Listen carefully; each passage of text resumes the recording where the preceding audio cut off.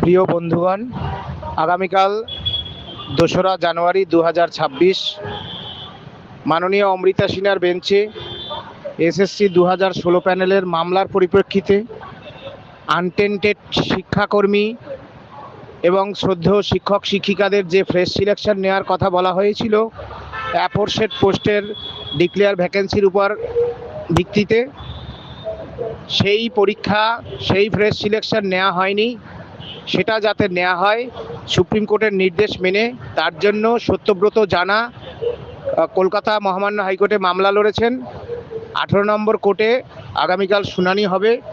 আপনারা যদি কেউ মনে করেন তাহলে একেবারে স্বেচ্ছায় আপনারা হরিপদ বল্লভ অধিকারীর অ্যাকাউন্ট ডিটেলস দেওয়া আছে, আপনারা সাহায্যের হাত বাড়িয়ে দিতে পারেন আপনাদের সাধ্যমতো।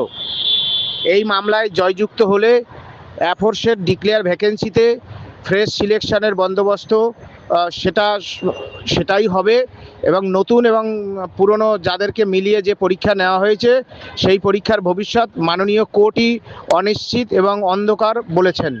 আশা করি আপনারা প্রত্যেকেই নিজের নিজের তাগিদে এগিয়ে আসবেন।